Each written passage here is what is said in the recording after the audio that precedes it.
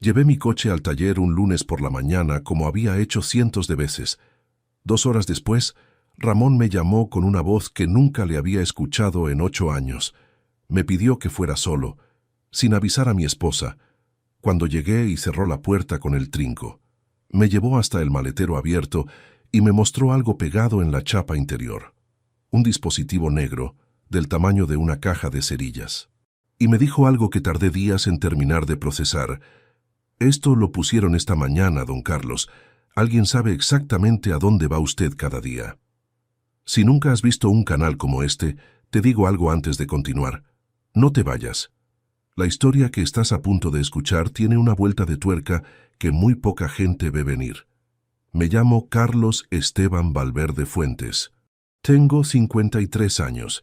Trabajo como inspector de tributos en la Agencia Tributaria de Sevilla desde hace 26 años y llevo casado con Sonsoles Aguirre Montalbán 24 años, 3 meses y 11 días.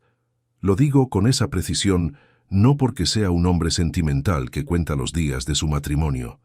Lo digo porque cuando todo se derrumbó, esa cifra fue lo primero que calculé. Necesitaba saber exactamente cuánto tiempo había durado la mentira. Pero para entender lo que encontré en ese maletero, necesito contarte quién era yo antes de ese lunes de octubre. ¿Quién era la familia que había construido? ¿Qué significaba ese taller en el barrio de Triana para un hombre como yo? Llevo el coche a la oficina Pedrosa desde hace 8 años. No porque sea el taller más barato ni el más moderno. Hay talleres nuevos a 3 manzanas de mi casa con diagnóstico por ordenador y recepcionista en la puerta. Ramón Pedrosa Ortiz tiene 58 años, una fosa de aceite que data de los años 80 y una pizarra en la pared donde anota los trabajos con tiza. Fui a él la primera vez porque un vecino me lo recomendó cuando el alternador del Laguna empezó a dar problemas. Y me quedé porque Ramón es de los pocos hombres que conozco que te dice la verdad aunque no sea la que quieres escuchar. Una vez le llevé el coche convencido de que necesitaba cambiar el embrague. Me llamó por la tarde y me dijo: «Don Carlos, el embrague está bien. Lo que tiene es una varilla del acelerador un poco floja. Son 40 euros, no 700. Un hombre así no se suelta. Ese lunes de octubre salí de casa a las 8 menos cuarto. Sonsoles todavía dormía. Dejé el coche en el taller a las 8:30, le di las llaves a Ramón, le dije que tenía un ruido extraño en la parte trasera cuando frenaba en cuesta y me fui al trabajo en el metro. Era una mañana fría y gris, con ese viento húmedo que baja por el Guadalquivir en otoño y te mete el frío hasta los huesos aunque lleves abrigo. Me acuerdo del viento porque me acuerdo de todo lo de ese día. Cuando algo te cambia la vida entera, la memoria graba hasta los detalles que no tienen ninguna importancia. Llegué a la oficina a las 9 menos 10. Tenía una revisión de expedientes programada para la mañana y una reunión interna a las 12. Nada fuera de lo habitual. Me senté en mi mesa, encendí el ordenador, pedí el primer café del día a la máquina del pasillo y empecé a trabajar. A las 10:20 sonó el teléfono. Era Ramón. Su voz no era la de siempre. Ramón habla con esa cadencia pausada de hombre de barrio que no tiene prisa para nada, que mide las palabras porque sabe que las palabras pesan. Pero esa mañana había algo distinto, una contención, como cuando alguien ha decidido lo que va a decir antes de marcar el número y necesita que la voz no le delate. «Don Carlos, tengo que pedirle algo raro». Le dije que me dijera: «Venga al taller», pero solo, sin avisar a su esposa. Me quedé en silencio 3 segundos. En mi trabajo aprendes a leer los silencios tanto como las palabras. Aprendes que hay cosas que la gente no dice directamente y que sin embargo están ahí, flotando entre las frases. Lo que Ramón no estaba diciendo en ese momento era más grande que lo que decía. Le pregunté qué había pasado. «Cuando llegue se lo explico, pero venga solo, don Carlos. Es importante». Colgué. Me quedé mirando el teléfono un momento. Luego me levanté, me puse el abrigo, le dije a mi compañera Dolores que tenía que salir un momento por un asunto personal y bajé las escaleras en lugar de esperar al ascensor. Tardé 20 minutos en llegar al taller caminando. No cogí el metro. Necesitaba ese tiempo para pensar, aunque lo cierto es que no pensé nada concreto. Solo caminé con una sensación extraña en el pecho que no sabría definir bien.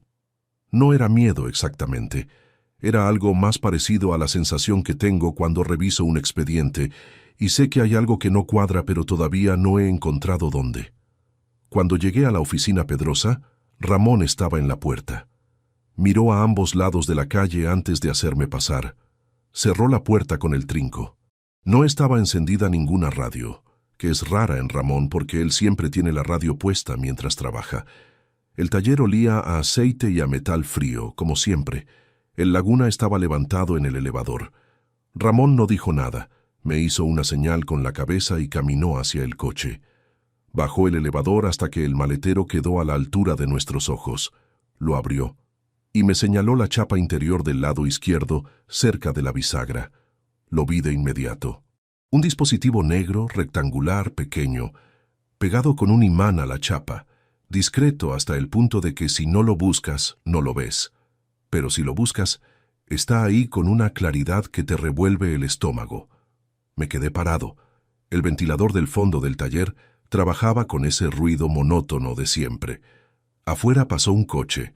Adentro no había ningún otro sonido. Lo encontré cuando fui a revisar el ruido que me comentó, dijo Ramón en voz baja. No es de aquí, don Carlos. Nadie de este taller ha tocado ese maletero. Esto lo pusieron esta mañana antes de que usted llegara, o anoche, pero es reciente, porque la batería de estos aparatos no dura más de 2 o 3 días y está con carga completa. Le pregunté cómo sabía lo que era. Porque he visto uno antes. Hace años un cliente me trajo el coche diciendo que su exmujer lo seguía. Tenía exactamente esto.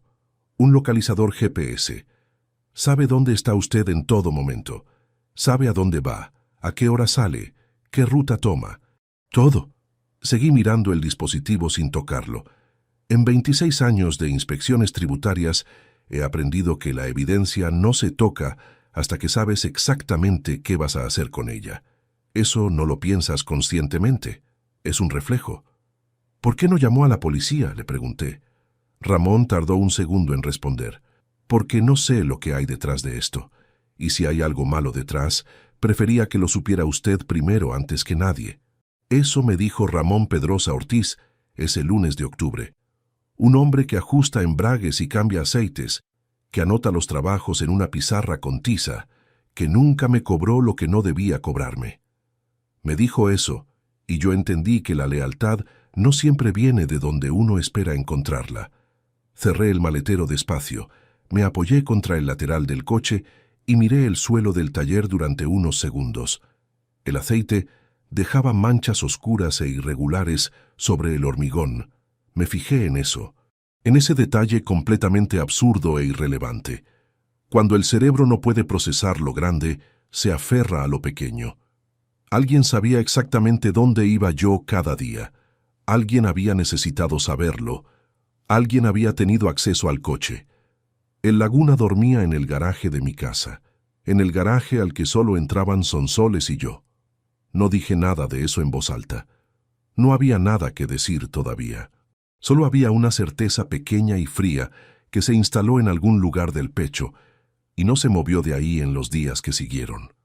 Algo llevaba tiempo ocurriendo a mi alrededor y yo no había visto nada. Le pedí a Ramón que no tocara el dispositivo. Le pedí que guardara el coche hasta que yo le dijera. Le dije que le explicaría cuando pudiera. Él asintió sin hacer más preguntas. Eso también es Ramón. Salí del taller a las 11 menos cuarto. Volví al trabajo andando por el mismo camino, con el mismo viento húmedo del Guadalquivir en la cara.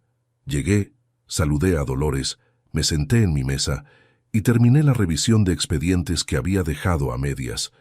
Y durante todo ese tiempo, una sola pregunta giraba en mi cabeza sin que pudiera detenerla. ¿Quién necesitaba saber exactamente a dónde iba yo cada día? El primer sueldo que cobré en Sevilla llegó un viernes de febrero de 1995. 116,000 pesetas.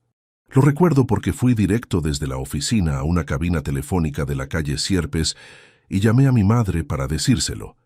Ella lloró. Yo no lloré, pero estuve cerca. Había llegado a Sevilla 3 semanas antes en el tren de la mañana desde Jaén, con una maleta mediana, una carpeta con la carta de nombramiento y la dirección de una pensión en el barrio de Los Remedios que me había recomendado un compañero de oposiciones. La pensión olía a humedad y a col hervida. La cama tenía un somier que crujía con cualquier movimiento, y la ventana daba a un patio interior donde un vecino escuchaba coplas hasta las 11 de la noche. Dormí allí 4 meses. Fueron 4 meses perfectamente felices. Conocí a Sonsoles Aguirre Montalbán en septiembre de ese mismo año, en una reunión de antiguos alumnos de la Facultad de Derecho de Granada, a la que fui sin ganas, convencido por un amigo que al final no apareció. Sonsoles estudiaba magisterio.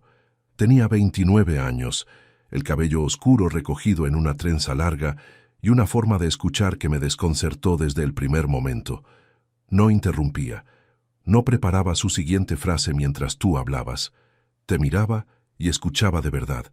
Y eso en una persona de 29 años no es tan común como debería ser. Hablamos durante 2 horas seguidas aquella noche. Cuando nos despedimos en la puerta del local, le pedí el teléfono. Ella me lo dio escrito en el dorso de una servilleta de papel. La servilleta la guardé en el bolsillo del pantalón y cuando llegué a casa la puse encima de la mesilla. La mañana siguiente seguía ahí. La volví a leer antes de llamar, como si el número fuera a haber cambiado durante la noche. Nos casamos 4 años después, en junio de 1999. Una boda pequeña en Jaén, con las familias y 4 amigos de cada lado. Sonsoles llevaba un vestido blanco liso, sin adornos, que era exactamente como ella, sin excesos, sin nada que no tuviera una razón de estar ahí. Yo llevaba el único traje oscuro que tenía, que había comprado en las rebajas de enero y que me quedaba ligeramente ancho de hombros. Mi madre me dijo esa mañana que estaba muy guapo. Las madres siempre dicen eso. Compramos el piso de Los Remedios ese mismo año con una hipoteca a 18 años. 104 metros cuadrados en un cuarto piso, sin ascensor, que a Sonsoles le pareció perfecto desde el primer día. El fin de semana que nos mudamos, ella colgó unas cortinas amarillas en la ventana de la cocina. Cortinas amarillas en una cocina que daba a un callejón estrecho donde apenas entraba el sol. Le dije que con esas cortinas y esa orientación íbamos a necesitar la luz artificial hasta en verano. Ella me respondió que el amarillo lo resolvía todo. Discutí ese punto durante exactamente 30 segundos y luego me rendí, porque tenía razón en las cosas importantes y aprendí pronto que no valía la pena gastar energía en las que no lo eran. Rodrigo nació en abril de 1998, antes de la boda. No estaba planeado, pero tampoco nos pilló sin recursos para asimilarlo. Recuerdo la sala de espera del hospital. Recuerdo que tenía en el bolsillo una moneda de 100 pesetas que no dejé de girar entre los dedos durante las 3 horas que duró el parto. No soy hombre de gestos nerviosos, nunca lo he sido, pero esa moneda me salvó esa tarde. Cuando la enfermera salió y me dijo que todo había ido bien, que madre e hijo estaban perfectamente, tuve que soltar la moneda porque tenía la palma de la mano completamente enrojecida de tanto apretarla. La dejé en el alféizar de la ventana de la sala de espera. No sé por qué. Supongo que quería dejar algo en ese lugar. Sonsoles era maestra de primaria en un colegio concertado del barrio de Nervión. Era buena en su trabajo, de eso estoy seguro. Los años que estuvo dando clases, los padres de sus alumnos pedían expresamente que sus hijos fueran a su clase. Hay maestros que enseñan materias y hay maestros que enseñan a los niños a entender el mundo. Sonsoles era de los segundos. En 2019 pidió una excedencia voluntaria. Dijo que llevaba 20 años en el aula y necesitaba tiempo para respirar. Yo lo entendí. Nunca le pregunté si pensaba volver. Los primeros 15 años de matrimonio fueron exactamente lo que habíamos acordado construir. No una vida de grandes gestos ni de momentos de película, una vida sólida. Sonsoles enseñaba, yo inspeccionaba, Rodrigo crecía. Los veranos íbamos a la sierra 3 semanas. Los diciembres a Jaén con mi madre. Los domingos había cocido en la olla grande que Sonsoles había heredado de su abuela. El piso de Los Remedios acumulaba el peso tranquilo de los años, y eso se notaba en cómo crujía el parqué de la entrada y en la marca que dejaba siempre la puerta del dormitorio en la pared, si no la cerrabas despacio. Hubo un momento en esos años que no he olvidado nunca. Fue en el otoño de 2003. Llevaba semanas trabajando en un expediente de inspección que se estaba complicando de una manera que no había previsto. Una empresa del sector de la construcción con una contabilidad tan bien maquillada que a primera vista era imposible distinguir lo irregular de lo correcto. Mi jefe empezaba a perder la paciencia. Yo empezaba a dudar de mi propio criterio, que es lo peor que le puede pasar a un inspector. Una noche llegué a casa derrotado y se lo conté a Sonsoles con más detalle del que solía. Ella escuchó todo sin interrumpir, como siempre. Cuando terminé se levantó, fue al dormitorio, volvió con el maletín donde yo guardaba los expedientes en borrador y se sentó a la mesa de la cocina. «Enséñame cómo funciona», me dijo. Le expliqué la estructura durante una hora. Ella hacía preguntas concretas, sin pretender entender lo que no entendía, señalando solo lo que veía. La segunda noche encontró la inconsistencia. Una transferencia entre filiales que aparecía contabilizada en 2 ejercicios distintos con diferente denominación. Un error deliberado diseñado para confundir, pero que Sonsoles detectó precisamente porque no tenía los prejuicios técnicos que yo ya había acumulado. El expediente se resolvió favorablemente 3 semanas después. Nunca se lo dije a mi jefe, que pensó que había sido un trabajo exclusivamente mío. A Sonsoles nunca le importó el reconocimiento. Rodrigo estudió Derecho en la Universidad de Sevilla. Terminó en 2022 con un expediente decente, no brillante. En 2023 consiguió plaza en un despacho de Málaga como abogado en prácticas, una ciudad que le gustaba desde que fuimos allí de vacaciones cuando tenía 12 años. Yo le pagaba el alquiler del apartamento, 650 euros al mes. Le tenía vinculada una tarjeta a mi cuenta para gastos corrientes. Le pagaba el seguro del coche, 240 euros al año. Lo hacía sin que me lo pidiera con insistencia, porque era mi hijo y estaba empezando, y porque creía que darle ese respaldo era la forma más concreta de decirle que contaba conmigo. Eso creía. Sonsoles tenía una costumbre que llevaba años siendo parte del ritmo de nuestra casa. Todos los domingos por la noche, después de cenar, se sentaba en la silla del estudio con mi agenda de la semana y la revisaba. Reorganizaba los compromisos si alguno se solapaba, marcaba los días que yo tenía inspecciones fuera de la ciudad, anotaba en un post-it amarillo los recados que me había pedido que hiciera durante la semana y los pegaba en la primera página. Era un gesto que había empezado años atrás cuando yo llegaba tarde a reuniones por no haber coordinado bien los tiempos. «Así no llegas tarde a nada, que tú te pierdes si no lo ves escrito», me decía. Y tenía razón. Lo veía escrito y no llegaba tarde a nada. Lo que nunca consideré en ninguno de los domingos en que la vi sentada con mi agenda bajo la lámpara del estudio era que alguien podía necesitar esa información por razones completamente distintas a las de organizarme la semana. Los años pasan de una manera extraña en un matrimonio largo. No pasan de golpe ni de forma dramática. Pasan de martes en martes, de rutina en rutina, acumulando el peso de todo lo que no se dice porque ya no hace falta decirlo. A veces eso es tranquilidad, a veces es distancia, y la distancia puede instalarse de una manera tan gradual que cuando te das cuenta ya no recuerdas exactamente cuándo empezó ni desde cuándo el silencio de la mesa tiene un peso diferente al que tenía antes. Yo no me di cuenta, o si me di cuenta, elegí no mirarlo directamente. En julio del año anterior a ese lunes de octubre, Sonsoles llegó tarde un miércoles por la tarde. Me dijo que había ido a visitar a su prima en Encarna, que vivía en el barrio de Santa Cruz. Le dije que estupendo. Calenté la cena en silencio. Comimos. Nos fuimos a dormir. La madre de Sonsoles había muerto en 2017. Su prima Encarna era su única familia cercana en Sevilla. Eso lo sabía. Lo que no comprobé esa noche, porque no tenía ningún motivo para hacerlo, era si Sonsoles había estado realmente en casa de Encarna. No lo comprobé esa noche, pero lo comprobé después.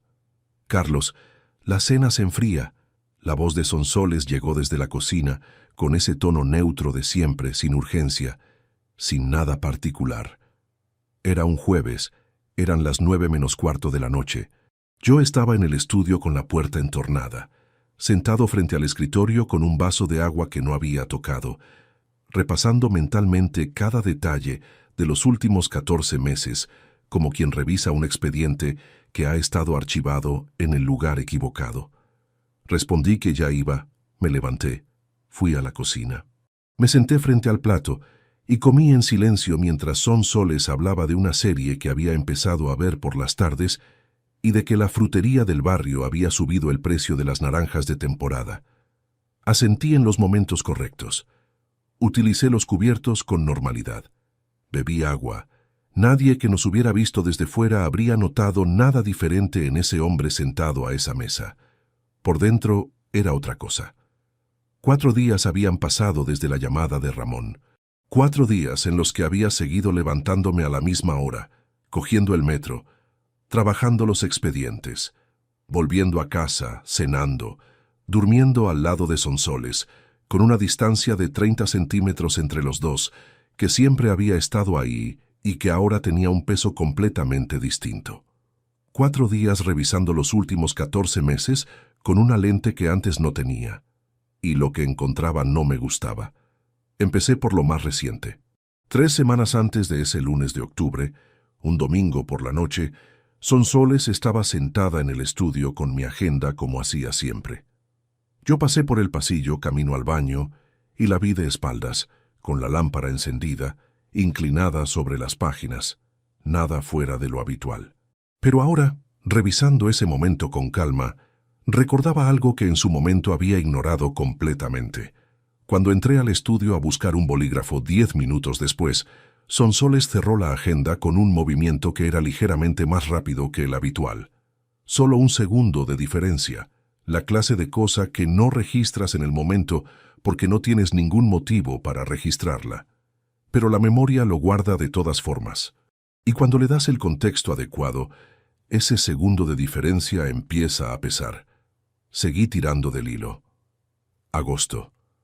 Sonsoles había propuesto que ese verano nos quedáramos en Sevilla en lugar de ir a la sierra como hacíamos cada año. Argumentó que tenía pendiente una revisión médica, que el calor ya no le afectaba como antes, que había demasiado tráfico en las carreteras de agosto. Yo acepté sin discutir. Nos quedamos en Sevilla. Sonsoles salió varias tardes sola, siempre con explicaciones que yo no puse en duda. La farmacia, el centro comercial, una exposición en el museo que quería ver tranquila, salidas de 2, 3 horas, perfectamente normales para una mujer que llevaba en casa desde 2019 y que organizaba su tiempo como quería. O eso pensaba yo. Junio.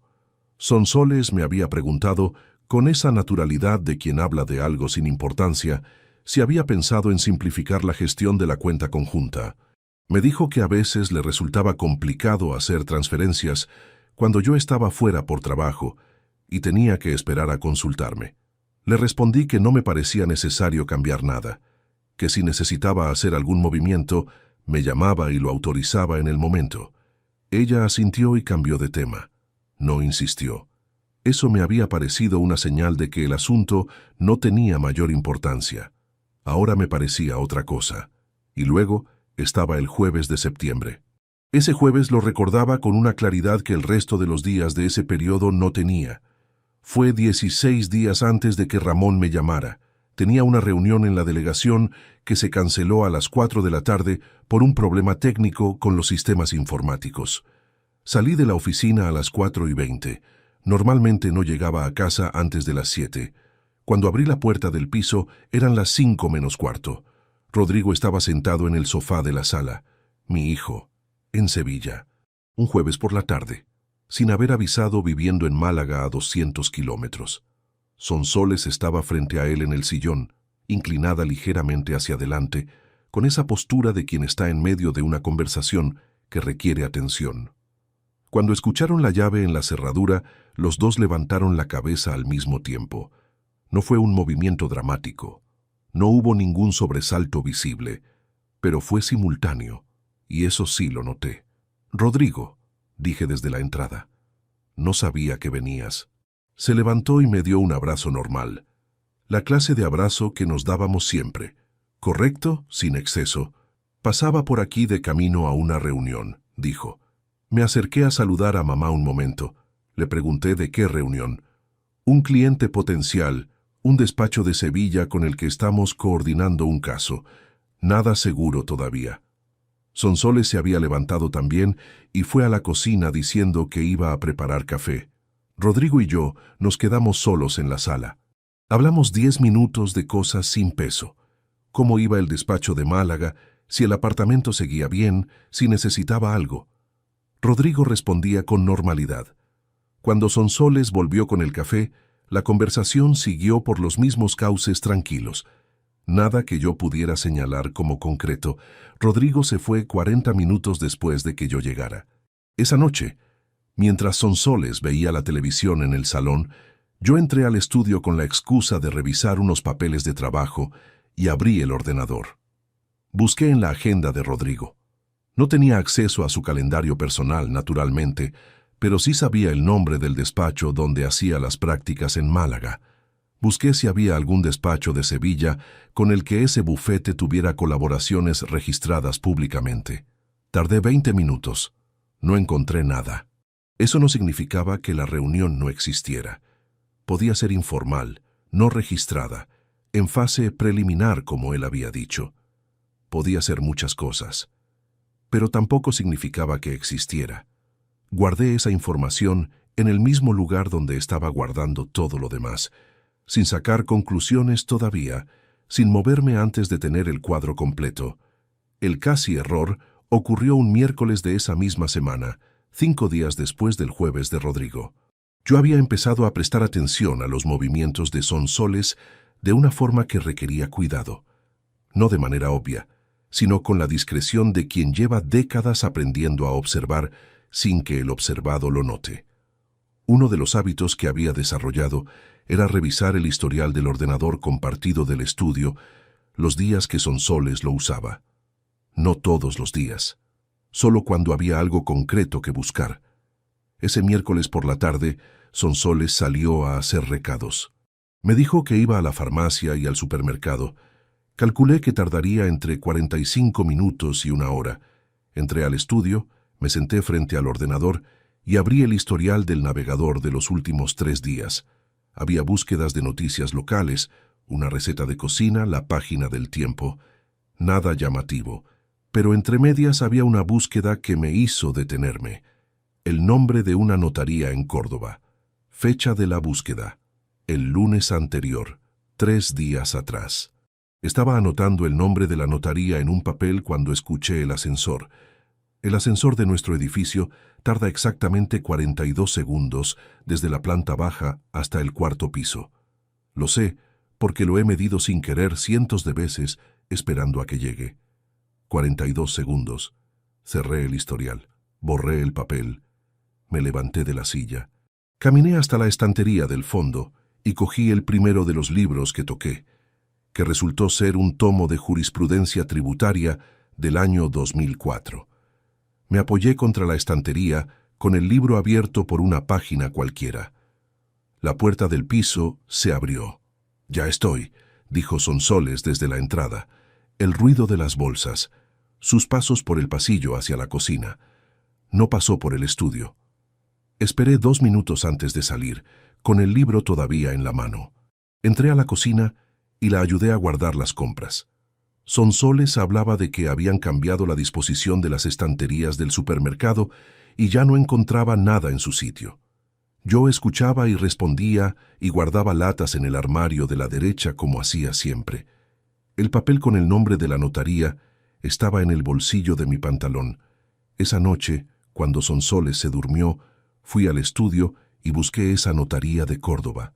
Era una notaría pequeña, con página web básica y horario de atención al público estándar, especializada, según su descripción, en gestión patrimonial y documentación de compraventas inmobiliarias. Volví a la cama sin hacer ruido. Me tumbé mirando el techo. Sonsoles dormía con esa respiración lenta y regular que yo había escuchado miles de noches. La misma respiración de siempre, el mismo ruido del tráfico lejano por la ventana, la misma oscuridad del dormitorio. Pero la notaría de Córdoba, especializada en inmobiliario, no encajaba con nada de lo que Sonsoles tenía pendiente que yo supiera, y el nombre de Córdoba llevaba días apareciendo en lugares distintos. El jueves de Rodrigo. La notaría. El destino de las transferencias que todavía no había confirmado, pero que ya estaba empezando a rastrear. Todo apuntaba hacia la misma ciudad, y yo todavía no sabía por qué. El martes siguiente salí de la oficina a las 6:15 de la tarde y no fui directo a casa. Caminé 3 manzanas hasta la sucursal del banco donde Sonsoles y yo teníamos la cuenta conjunta desde 1999. Una cuenta que había acumulado 24 años de nóminas, de hipoteca pagada, de recibos domésticos, de todo lo que construye una vida común sin que te des cuenta de que lo estás construyendo. Entré, pedí turno, esperé 11 minutos sentado en una de las sillas azules de la sala de espera, con el abrigo todavía puesto, mirando el panel de números sin verlo realmente. Cuando me atendió el empleado, un hombre joven con gafas de montura fina que tecleaba sin mirarme, le pedí un estado de cuenta detallado de los últimos 18 meses. Me miró entonces, brevemente, con esa expresión neutra de quien procesa peticiones todo el día sin implicarse en ninguna. Tardó 4 minutos en imprimir los documentos. Me los entregó en un sobre de papel manila sin decir nada más. Salí del banco. Fui al bar de la esquina de enfrente, el que tiene las mesas de mármol blanco con vetas grises que llevan ahí desde antes de que yo llegara a Sevilla. Pedí un café solo. Lo dejé en la mesa sin beberlo. Saqué los folios del sobre y empecé a leer. Los primeros meses eran exactamente lo que esperaba. Entradas regulares. Mi nómina cada 30 del mes. La pensión de jubilación parcial de Sonsoles desde que dejó la docencia. Los rendimientos de un pequeño depósito a plazo fijo que habíamos constituido en 2018. Salidas regulares. La comunidad del edificio, los suministros, el seguro del hogar, la cuota mensual de la hipoteca que habíamos terminado de pagar en 2017, los cargos habituales de alimentación y farmacia. Todo normal. Seguí bajando por las columnas. Agosto del año anterior. Septiembre. Octubre. Paré. Una transferencia. 800 euros. Fecha 23 de octubre. Destinatario. Una cuenta con un número que no reconocí. Volví una página. Septiembre. Día 23. 800 euros. Mismo número de cuenta de destino. Agosto. Día 23. 800 euros. Mismo número. Volví a la página siguiente. Noviembre. Diciembre. Enero. Febrero. Marzo. Cada uno, sin excepción, con la misma transferencia el mismo día. 800 euros. Mismo destinatario. Con la regularidad de un recibo domiciliado. Con la invisibilidad de algo que se ha integrado en el flujo de los movimientos habituales hasta volverse transparente. 17 meses. Puse el dedo sobre la primera de las transferencias y fui contando hacia adelante, mes a mes. 17.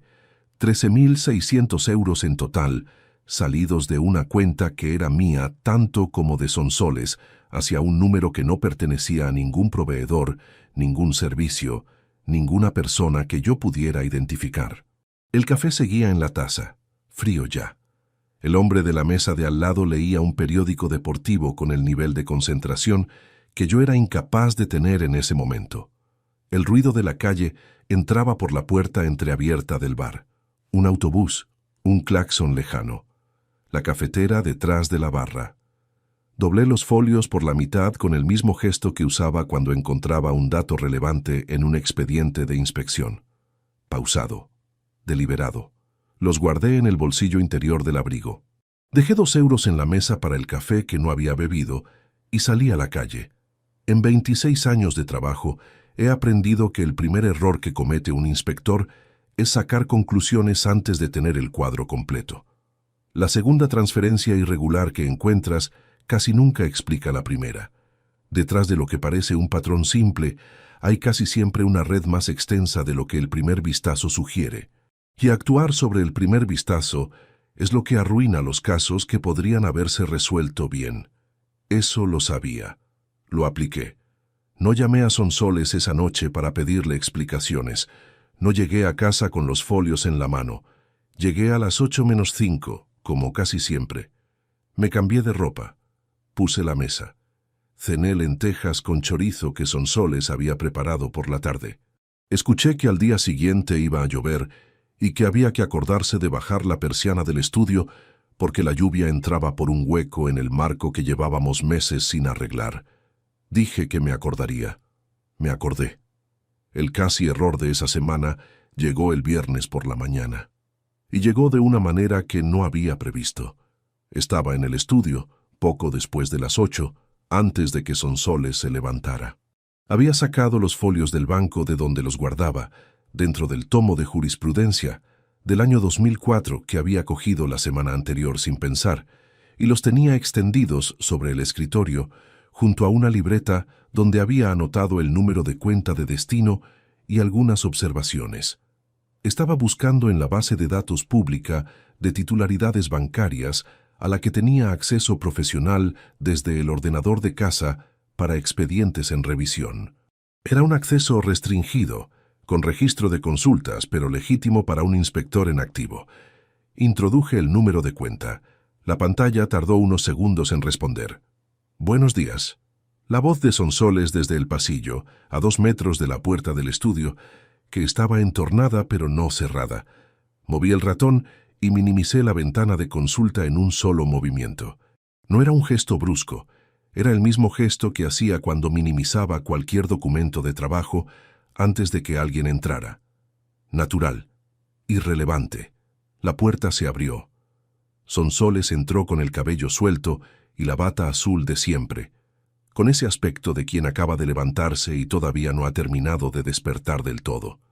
Miró el escritorio, vio la libreta abierta, vio que yo estaba frente al ordenador. «Ya estás trabajando», dijo. «Un expediente que tengo que revisar antes de la reunión de las 10». Miró la libreta un segundo, solo un segundo. Luego me miró a mí. «¿Quieres que te prepare el desayuno?» «Si no es molestia». Se fue. Escuché sus pasos hacia la cocina. Esperé 10 segundos antes de mover nada. Luego cerré la libreta, la puse debajo del tomo de jurisprudencia y volví a la pantalla. El número de cuenta tenía titular. El nombre era Eliodoro Carmona Vega, 47 años, domicilio fiscal en Córdoba. Córdoba. Escribí el nombre en un papel distinto, más pequeño, que doblé y guardé en la cartera.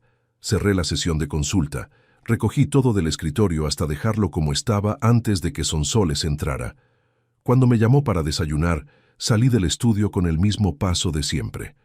Eliodoro Carmona Vega, 47 años. Córdoba. Ese nombre no pertenecía a ningún proveedor de servicios que yo conociera. No era el nombre de ningún familiar de Sonsoles. No era nadie que hubiera aparecido en ninguna conversación en los 24 años que llevábamos juntos. Era un desconocido que llevaba 17 meses recibiendo 800 euros mensuales de la cuenta de mi matrimonio. Y vivía en la misma ciudad que aparecía en la búsqueda de la notaría. En la misma ciudad que había aparecido vinculada a la visita sin aviso de Rodrigo 3 semanas atrás. Esa tarde, desde el ordenador de la oficina, busqué el nombre en los registros mercantiles públicos.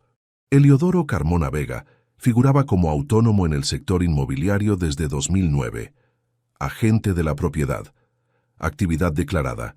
Intermediación en compraventa y alquiler de inmuebles en la provincia de Córdoba. Inmobiliario. La Notaría de Córdoba especializada en gestión patrimonial e inmobiliaria. Sonsoles preguntando en junio cómo simplificar la gestión de la cuenta conjunta. Las piezas no formaban todavía una imagen completa, pero formaban algo, un contorno, una dirección. Y lo que me decía ese contorno era que lo que había detrás de 17 meses de transferencias regulares y un nombre en Córdoba era considerablemente más grande de lo que los 800 euros mensuales sugerían a primera vista. Necesitaba a alguien que pudiera ir más lejos de donde yo podía llegar solo. Esa noche, antes de cenar, envié un mensaje desde el teléfono del trabajo a un número que tenía guardado desde 2008 y que no había usado en años. Solo 5 palabras. Gonzalo, necesito verte, urgente. La respuesta llegó antes de que me sentara a la mesa. Mañana, donde siempre, a las 8. Gonzalo Serrat Medina llegó al bar antes que yo. Lo vi desde la puerta, sentado en la mesa del fondo, la de siempre, la que quedaba alejada de la barra y de la calle, con un café con leche a medio terminar y una carpeta cerrada sobre el mantel de cuadros. Gonzalo había engordado algo desde la última vez que lo había visto en persona, que debía de ser en 2019, pero llevaba el mismo tipo de traje oscuro de siempre y la misma expresión de quien no muestra nada en la cara hasta que decide que es el momento de mostrarlo. Nos habíamos conocido en la administración pública a mediados de los 90, cuando los dos éramos técnicos de nivel medio con más expedientes que experiencia. En 2007 cometió un error de procedimiento en una auditoría que podría haberle costado el expediente disciplinario y el puesto.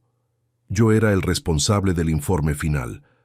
Redacté ese informe de una forma que era técnicamente correcta y que al mismo tiempo no destruía una carrera por un fallo que no había tenido consecuencias reales. Gonzalo lo supo. Nunca me lo agradeció en voz alta. Ese tipo de cosas no se agradecen en voz alta entre hombres de nuestra generación. Pero lo supo, y yo supe que lo sabía, y eso había sido suficiente durante todos estos años. Me senté frente a él. El camarero se acercó y pedí un café solo. Cuando se fue, Gonzalo me miró con esa atención directa que siempre había tenido. «Cuéntame», dijo. Le conté todo. El rastreador en el maletero, las transferencias de 17 meses, el nombre de Eliodoro Carmona Vega, la notaría de Córdoba, la visita sin aviso de Rodrigo. Lo conté en orden sin saltar pasos, de la misma forma en que presentaba un expediente. Primero los hechos verificados, luego las observaciones, luego las hipótesis. Gonzalo escuchó sin interrumpir. Tomó 2 notas breves en un bloc pequeño que sacó del bolsillo interior de la chaqueta. Cuando terminé, cerró el bloc y bebió el último sorbo del café con leche, que ya debía de estar completamente frío. «Dame 3 semanas», dijo. Le pregunté qué necesitaba de mi parte. «Que sigas haciendo exactamente lo que has estado haciendo. Nada diferente. Nada que altere el patrón que ella conoce». Asentí. Pagué los 2 cafés. Salimos a la calle por separado, con 2 minutos de diferencia, como habíamos hecho siempre que nos reuníamos en asuntos que requerían discreción. Las 3 semanas siguientes fueron las más largas que recuerdo en mucho tiempo. No por la espera en sí, sino por lo que implicaba la espera.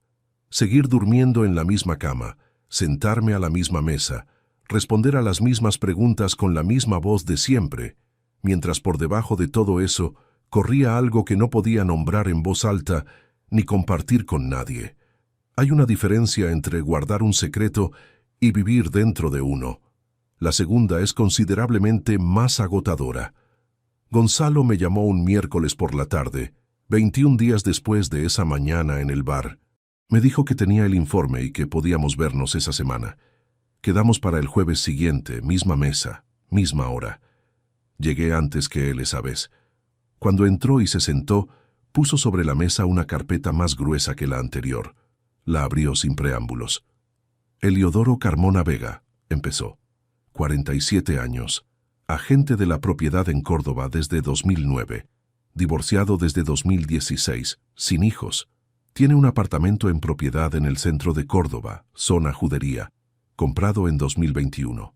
Valor catastral, 220.000 euros. Precio de mercado en esa zona, entre 270 y 290.000 euros según el registro de transacciones recientes. Escuché sin mover nada. Su declaración de renta de los últimos 3 ejercicios declara ingresos como autónomo de entre 38.000 y 42.000 euros anuales, compatible con un agente inmobiliario de actividad media en una ciudad como Córdoba. No compatible, sin embargo, con el apartamento de la Judería más los viajes que tiene registrados, ni con el nivel de gasto en tarjeta que hemos podido documentar. Le pregunté de dónde venía la diferencia. Gonzalo pasó una página. De una cuenta corriente abierta en 2022 en una entidad diferente a la suya habitual. Una cuenta que no figura en sus declaraciones fiscales. En esa cuenta hay ingresos que no corresponden a actividad inmobiliaria declarada. Pasó otra página. Parte de esos ingresos son transferencias que coinciden en cuantía y periodicidad con las salidas que tú localizaste en la cuenta conjunta. Lo dijo con la misma neutralidad con que yo habría presentado un hallazgo en una auditoría. Sin énfasis, sin adorno, la frialdad de los datos. ¿Cuánto tiempo llevan en contacto?, pregunté. Las comunicaciones documentadas arrancan 22 meses atrás. Mensajes, llamadas de un teléfono secundario que ella tiene desde hace casi 2 años, 3 encuentros presenciales en Córdoba que hemos podido verificar con fechas y localizaciones concretas. Sacó 3 fotografías de la carpeta y las puso sobre la mesa. Primer encuentro, un sábado de febrero del año pasado en un restaurante del casco histórico de Córdoba. Segundo encuentro, un jueves de mayo, mismo año, en el apartamento de Carmona. Tercer encuentro, un sábado de agosto, año en curso, en un hotel de la Sierra Cordobesa. Agosto. El verano que nos quedamos en Sevilla porque Sonsoles dijo que no quería el tráfico de las carreteras. Miré las fotografías. Estaban tomadas desde distancia, con teleobjetivo, con la discreción necesaria para que ninguno de los fotografiados pudiera saberlo. En las 3 aparecía Sonsoles con claridad. En las 3 estaba con un hombre de estatura media, complexión delgada, pelo entrecano, que yo no conocía de nada y que, sin embargo, había estado recibiendo 800 euros mensuales de mi cuenta durante 17 meses. Aparté las fotografías. Gonzalo continuó. La cuenta conjunta entre Carmona y tu esposa. Pasó otra página. Abierta en febrero del año pasado, 2 semanas después del primer encuentro documentado. Sonsoles figura como cotitular. Los fondos que han entrado en esa cuenta desde entonces ascienden a algo más de lo que has localizado tú, Carlos. Las transferencias de 800 euros mensuales son solo una parte. Hay ingresos adicionales de los que todavía estoy terminando de construir el origen. Me detuve en esa última frase.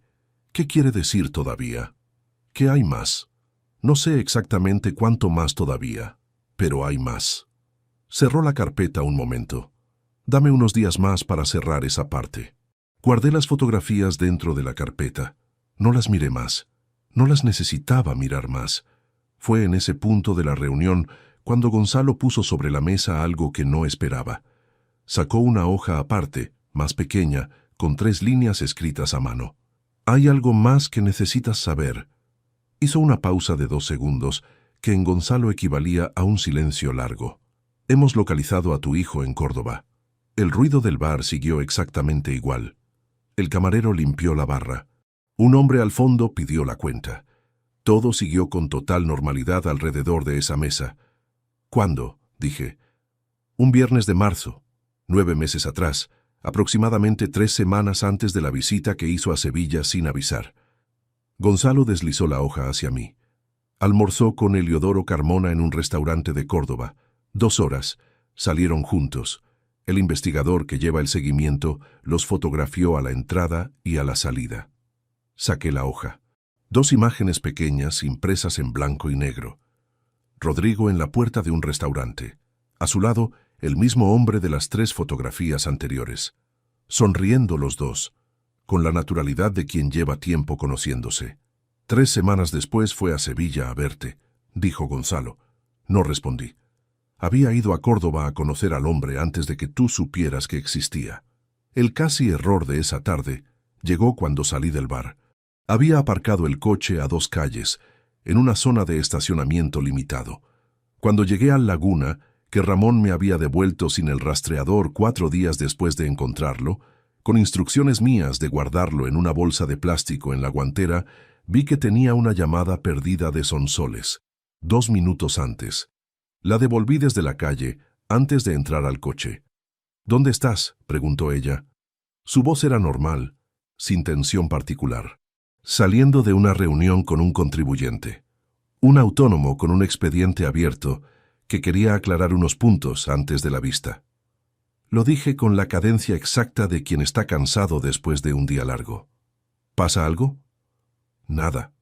Es que son las 8 menos cuarto y pensaba que ya estarías en camino». Salgo ahora. En 20 minutos estoy. Bien. Hay merluza en el horno. Colgué. Entré al coche. Apoyé las manos en el volante sin arrancarlo durante aproximadamente un minuto. Rodrigo había ido a Córdoba a conocer a Eliodoro Carmona 9 meses atrás. Había almorzado con él durante 2 horas.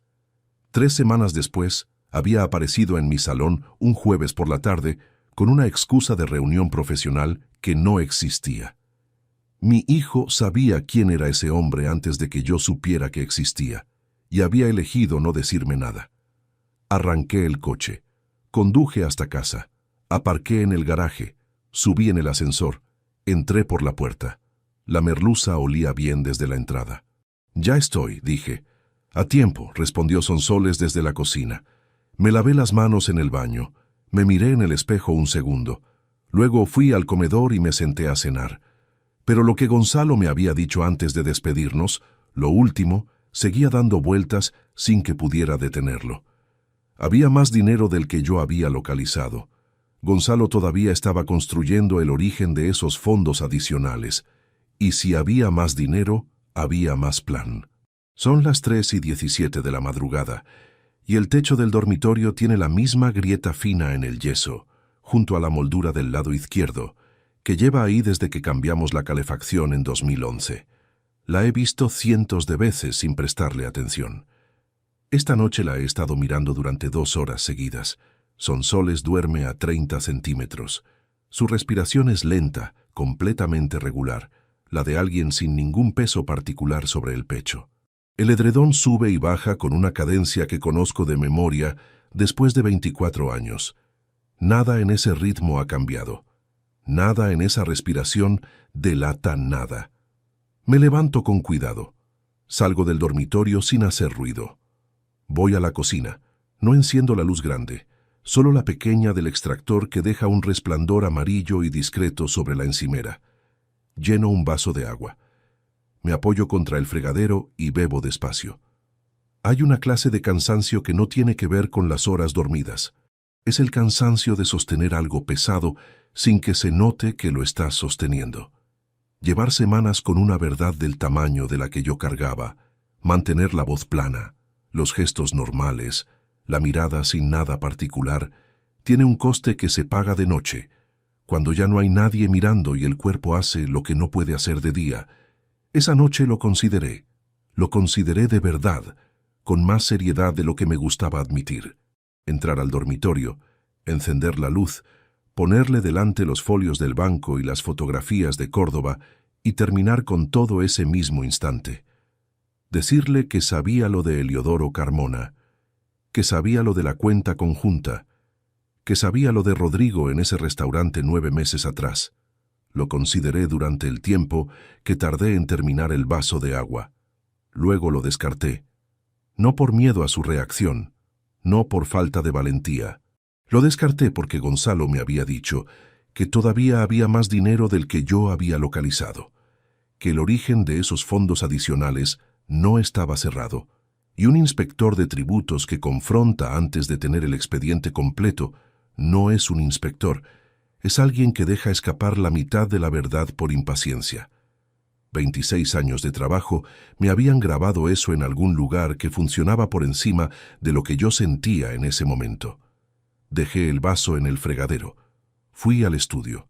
Me senté en la silla a oscuras, sin encender nada, y estuve ahí sentado un rato, simplemente dejando que la oscuridad estuviera quieta alrededor. Fue entonces cuando vino el recuerdo. No lo busqué. Los recuerdos que duelen de verdad no avisan. Apareció solo, con esa claridad nítida que tienen los momentos que la memoria ha preservado intactos durante años sin que les pidas nada. Octubre de 2001. Yo tenía 30 años. Me habían encontrado en una revisión rutinaria un nódulo en el cuello que el médico de cabecera había derivado con urgencia al especialista. Durante 10 días no supe nada concreto, solo la derivación urgente, que en medicina siempre dice algo aunque nadie te diga nada en palabras. Sonsoles no hizo preguntas que no podían responderse. No buscó en internet diagnósticos probables para compartirlos conmigo. No lloró delante de mí ni me pidió que la tranquilizara. Lo que hizo fue sentarse a mi lado en la sala de espera del hospital ese jueves de octubre y poner la mano sobre la mía, sin decir nada. Una mano quieta, firme, sin el temblor de quien tiene miedo. Estuvo así 4 horas hasta que salió el médico con el resultado. Benigno, sin consecuencias, una calcificación sin relevancia clínica. Me acuerdo de cómo apretó la mano cuando el médico dijo esa palabra. Solo una vez, sin decir nada. El recuerdo no me absolvía de nada. No cambiaba lo que había en esas fotografías, ni los 17 meses de transferencias, ni la imagen de Rodrigo sonriendo a la entrada de ese restaurante de Córdoba. Pero estaba ahí, y era real, y la memoria no funciona por conveniencia. Guarda lo bueno con la misma fidelidad con que guarda lo malo, y a veces los dos aparecen al mismo tiempo, y no hay manera de separarlos limpiamente. Esa noche le puse nombre a lo que había estado cargando sin nombrarlo. No era solo rabia. Era también el peso específico de perder algo que en algún momento había sido verdadero. Eso no se resuelve en una noche sentado en un estudio a oscuras, pero reconocerlo tiene su propio valor. A las 5 menos cuarto, volví al dormitorio. Me tumbé. El techo tenía la misma grieta. Sonsoles seguía durmiendo con la misma respiración regular. Me quedé mirando el techo hasta que empezó a aclararse la ventana. 3 días después de esa noche, un lunes por la mañana, llamé a Aurelio Mendoza Ríos. Aurelio tenía 56 años y llevaba ejerciendo la abogacía en Sevilla desde 1993. Lo conocía de un caso cruzado de 2004 en que habíamos coincidido por el lado contrario de la mesa y habíamos terminado tomando café juntos cuando el asunto se resolvió. Era un hombre meticuloso, discreto hasta el punto de parecer invisible en una habitación, y tenía la cualidad poco común de no hablar más de lo necesario. Le dije que necesitaba una consulta sobre separación de bienes y protección patrimonial, sin dar más contexto por teléfono. Me dio cita para el miércoles a las 6 de la tarde en su despacho de la calle Imagen. Fui a esa cita sin decírselo a Sonsoles. Le dije que tenía una reunión de trabajo que se alargaba. Era la tercera vez en semanas que usaba esa cobertura, y cada vez que la usaba notaba en algún lugar del pecho la ironía de estar aprendiendo a mentir por necesidad en el mismo periodo en que descubría lo que significaba que te mintieran por hábito. Aurelio me recibió puntual. Cerró la puerta del despacho antes de sentarse. Le conté lo esencial en 15 minutos, con la misma estructura ordenada que le había usado con Gonzalo. Él tomó notas sin expresión particular. Cuando terminé, pasó 2 minutos revisando lo que había escrito. Lo primero es separar lo que es exclusivamente tuyo antes de que haya cualquier movimiento formal, dijo. ¿Tienes activos individuales fuera de la cuenta conjunta? Sí. Una cuenta de ahorro a mi nombre exclusivo, donde transfería mensualmente una parte de la nómina desde 2009, cuando habíamos terminado de pagar la hipoteca, y empecé a constituir un fondo personal de jubilación complementaria. 200 euros al mes durante 15 años, 36.000 euros acumulados más los rendimientos. También el plan de pensiones de la agencia tributaria, que era intransferible e intocable por definición. Y una pequeña participación en un fondo de inversión que había constituido en 2015 a nombre exclusivo. Aurelio anotó todo.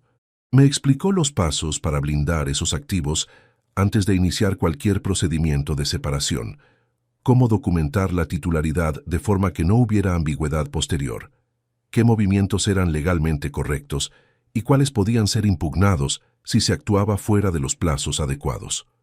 Salí de ese despacho a las 7:15 con una carpeta de instrucciones y la sensación concreta, por primera vez en semanas, de que el terreno bajo los pies tenía una consistencia real. El casi error de esa semana llegó el viernes, en el momento menos calculado. Estaba en la cocina preparando el desayuno, un sábado por la mañana. Sonsoles estaba en el dormitorio vistiéndose. Yo tenía el teléfono del trabajo sobre la encimera y había recibido un mensaje de Gonzalo que decía únicamente: «Confirmo origen fondos adicionales. Te llamo el lunes». Lo estaba leyendo cuando escuché los pasos de Sonsoles acercándose por el pasillo. Guardé el teléfono en el bolsillo del pantalón. Un movimiento rápido, más rápido de lo normal. Sonsoles entró a la cocina, me miró y dijo, ¿estabas mirando algo? No era una pregunta cargada. Era la clase de frase que se dice cuando ves a alguien guardar el teléfono al verte entrar. Un correo del trabajo, respondí, cogiendo la taza del café con la mano que había usado para guardar el teléfono, en un solo movimiento continuo. Un contribuyente que no entiende que los sábados no son días hábiles. Sonsoles sonrió levemente. Ese problema lo vas a tener siempre. Se sirvió café. Se sentó. Sacó su propio teléfono y empezó a leer algo. La conversación no continuó, pero durante los 3 segundos entre su pregunta y mi respuesta, algo en mi pecho se había detenido completamente. Esa misma tarde, Rodrigo llamó por teléfono. Hablamos 10 minutos. Me contó que el despacho de Málaga le había asignado un caso más complejo, que estaba trabajando más horas, que el apartamento tenía una gotera en el baño que el casero tardaba en arreglar. Le pregunté cómo estaba. Me dijo que bien, un poco cansado, nada grave. Al final de la llamada me pidió si podía adelantarle el pago del seguro del coche, porque tenía un gasto inesperado ese mes. 240 euros. Dije que sí. Le transferí el dinero esa misma tarde. Colgué el teléfono y me quedé mirando la pantalla un momento después de que la llamada terminara. 240 euros. El mismo hijo que había almorzado con el hombre que llevaba 17 meses vaciando mi cuenta, que había cruzado 200 kilómetros para reunirse con él antes de que yo supiera que existía. Me llamaba para pedirme dinero para el seguro del coche con la misma naturalidad de siempre. Y yo lo había transferido. Era la última vez que iba a hacerlo. Rodrigo no lo sabía todavía, pero yo sí. El lunes llegó. Gonzalo llamó a las 10 de la mañana como había prometido. Su voz tenía ese tono de quien acaba de confirmar algo que no le agrada confirmar, pero que no va a suavizar por eso.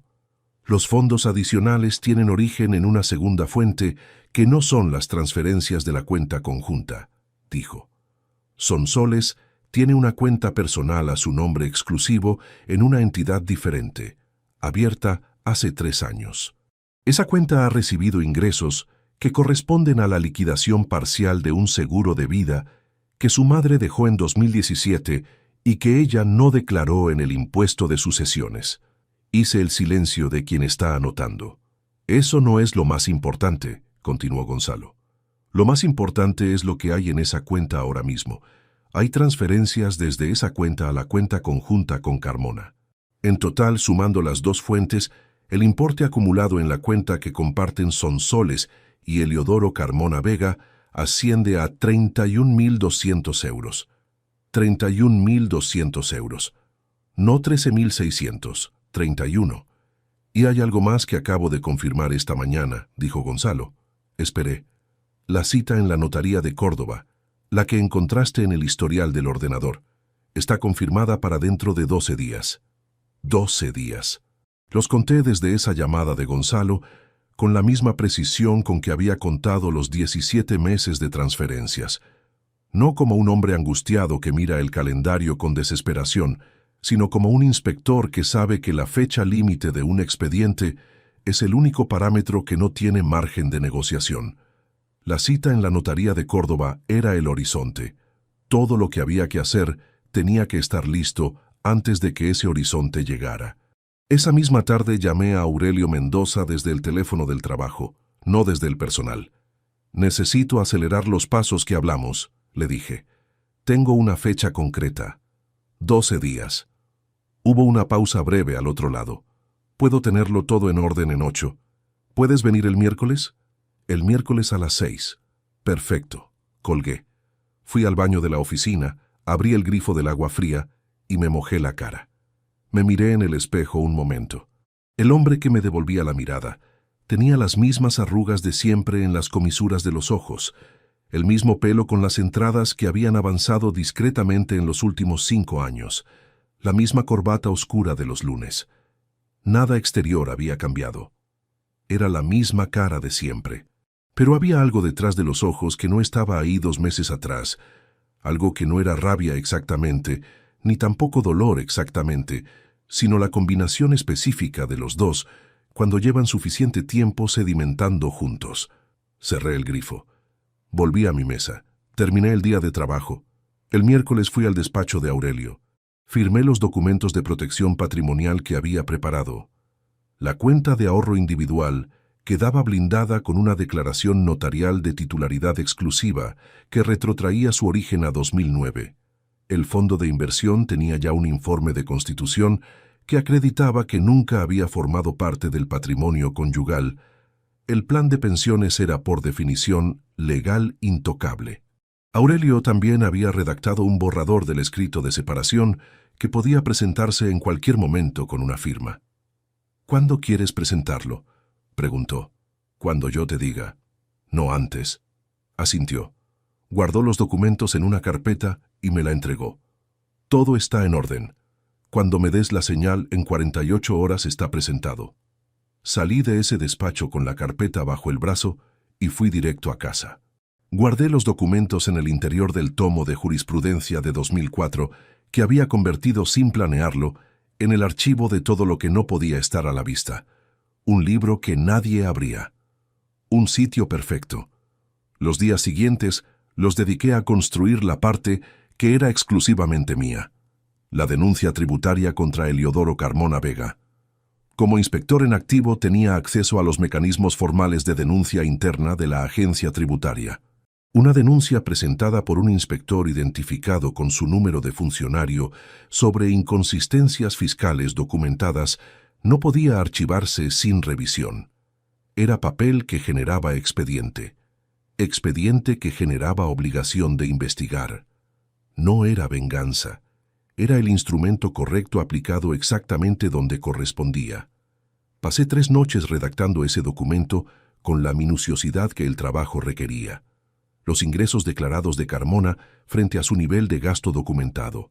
El apartamento de la Judería de Córdoba, cuyo valor de mercado superaba en más de 40.000 euros, lo que su capacidad económica declarada justificaba. La cuenta no declarada con fondos de origen no acreditado. Las transferencias recibidas de Sonsoles Aguirre, que no correspondían a ninguna contraprestación de servicios inmobiliarios registrada. Cada punto con su referencia legal correspondiente, cada anomalía con el artículo del reglamento que la hacía denunciable. Era un documento de 11 páginas. Lo revisé 4 veces antes de darlo por terminado. Lo guardé junto a los demás papeles dentro del libro de jurisprudencia. El casi error de esa semana fue el más delicado de todos los que habían ocurrido hasta entonces, y llegó de una dirección que no esperaba. Era un jueves por la tarde, 5 días antes de la cita en la notaría. Sonsoles estaba en el salón. Yo estaba en el estudio con la puerta casi cerrada, repasando por última vez el orden de los documentos que iba a poner sobre la mesa cuando llegara el momento. Los tenía extendidos sobre el escritorio. Los folios del banco, las fotografías de Córdoba, el informe de Gonzalo, la denuncia tributaria en borrador. Llamaron al teléfono fijo de casa. Sonsoles lo cogió en el salón. Escuché su voz, normal, respondiendo. Luego, un silencio. Luego su voz con un tono ligeramente diferente, más bajo, más contenido. «Ahora no puedo hablar bien», dijo. Otra pausa. «Sí, entendido. Mañana». Colgó. Me quedaron aproximadamente 4 segundos para recoger todos los documentos del escritorio, meterlos dentro de la carpeta de Aurelio y colocar la carpeta dentro del libro antes de que Sonsoles abriera la puerta del estudio.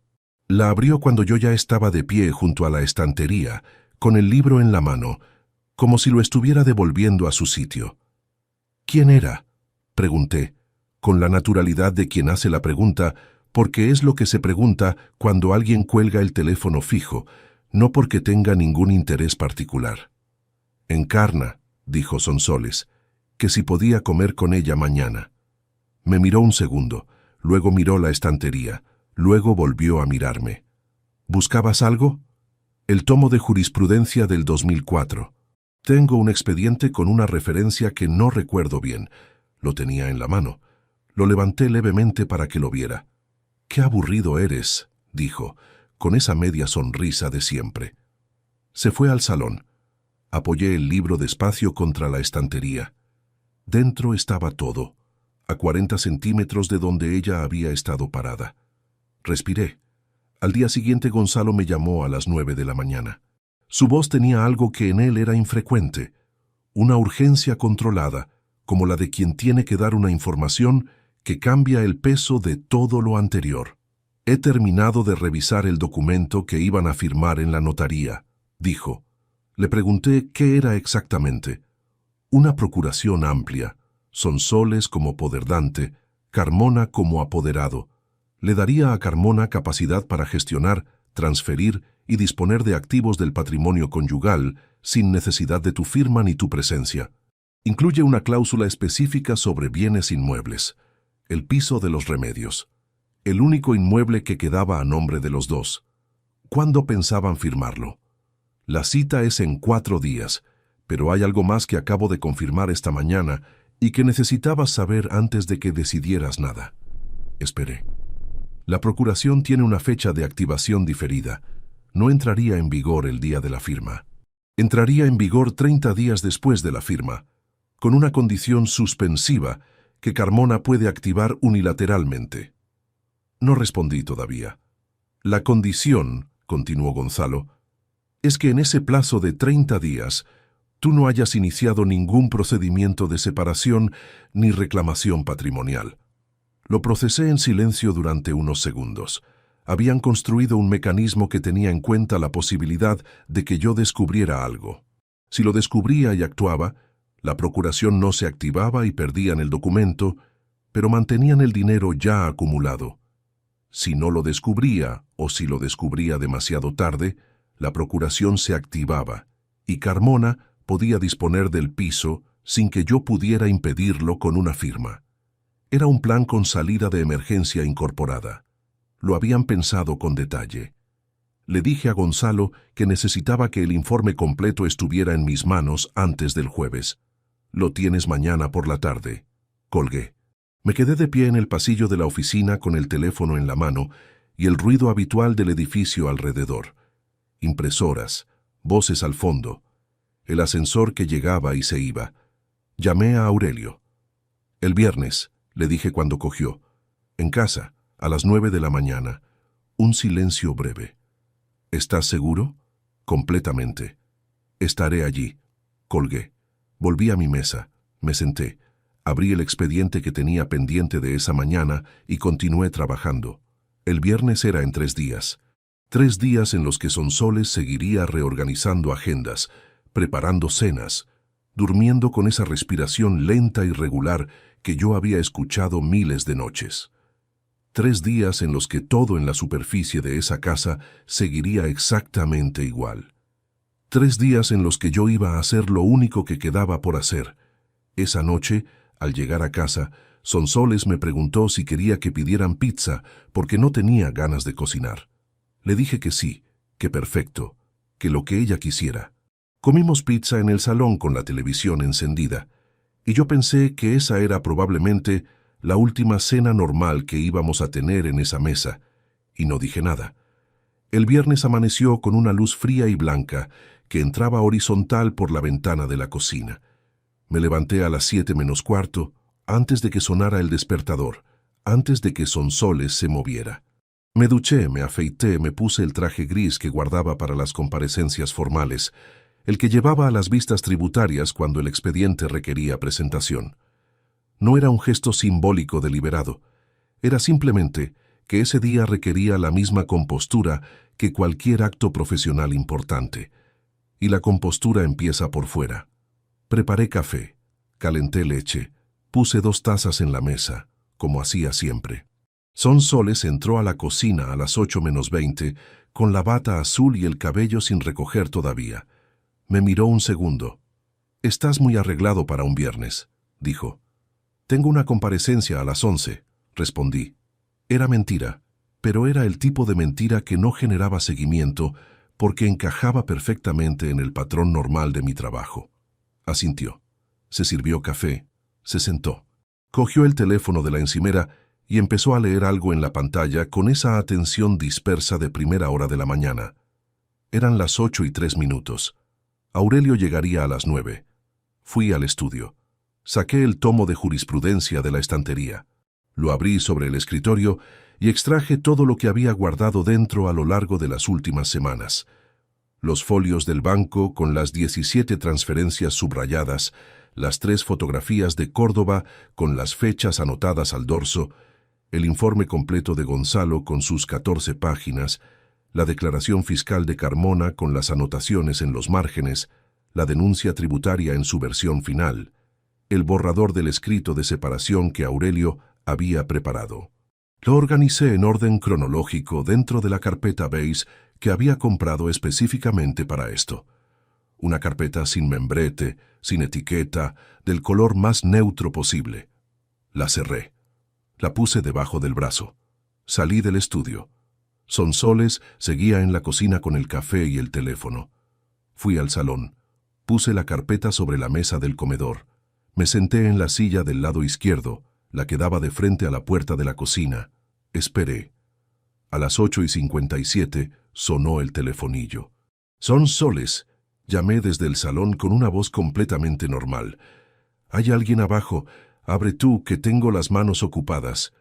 Escuché el ruido del telefonillo desde la cocina, luego sus pasos hacia la entrada, luego la puerta del piso abriéndose, luego la voz de Aurelio saludando con esa discreción suya de siempre. Sonsoles entró al salón con Aurelio detrás. Me miró con una expresión que todavía no era alarma, sino extrañeza, la de quien acaba de recibir una pieza de información que no encaja con ningún marco previo. «Carlos, ¿quién es?» «Siéntate, Sonsoles». No lo dije en voz alta. No lo dije con dureza. Lo dije con el mismo tono plano que usaba cuando le comunicaba a un contribuyente que el expediente estaba cerrado y no había más que discutir. Un tono que no dejaba espacio para malentendidos, porque no era ni agresivo ni suave. Era simplemente definitivo. Se quedó de pie un momento. Luego se sentó en la silla del otro lado de la mesa. Abrí la carpeta. Saqué los folios del banco. Los puse frente a ella con la misma parsimonia con que ponía documentos sobre la mesa en una sala de inspección. 17 meses, dije. 800 euros el día 23 de cada mes.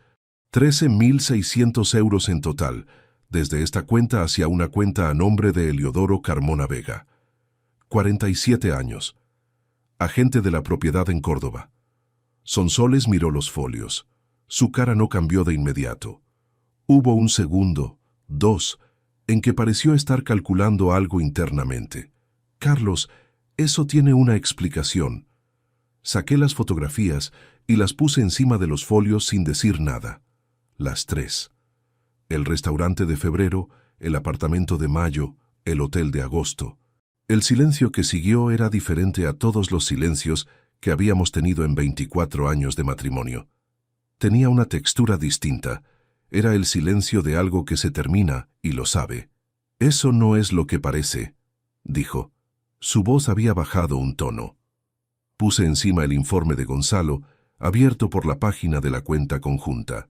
31.200 euros acumulados entre las transferencias de la cuenta conjunta y los fondos del seguro de vida de tu madre, que no declaraste en sucesiones.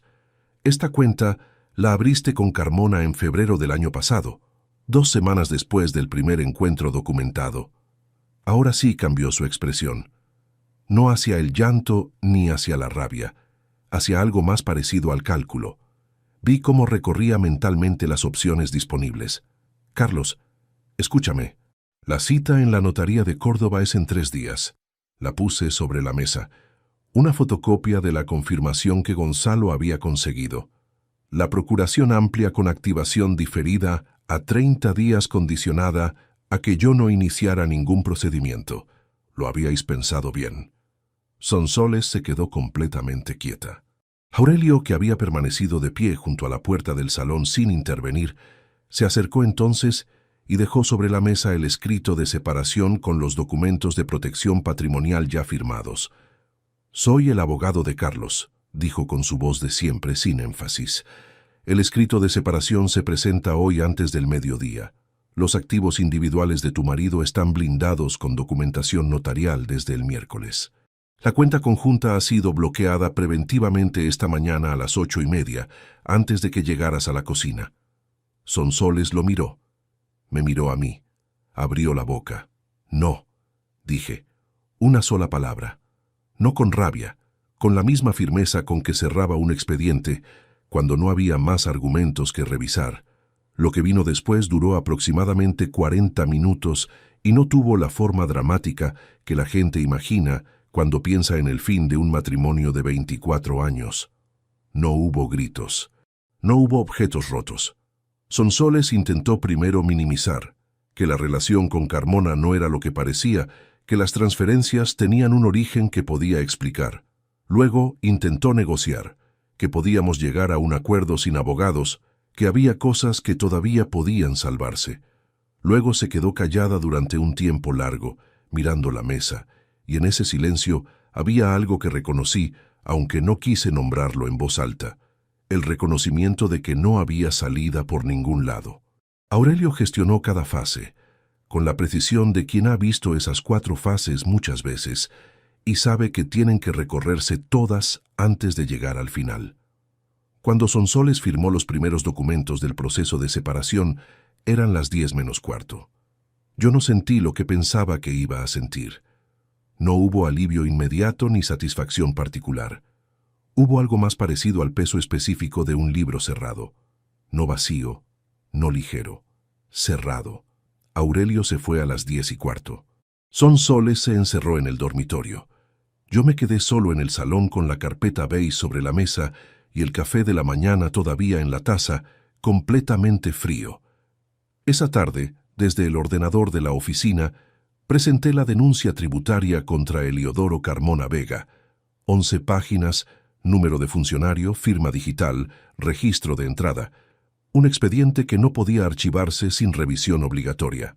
Las inconsistencias fiscales que había documentado eran suficientes para abrir una inspección formal.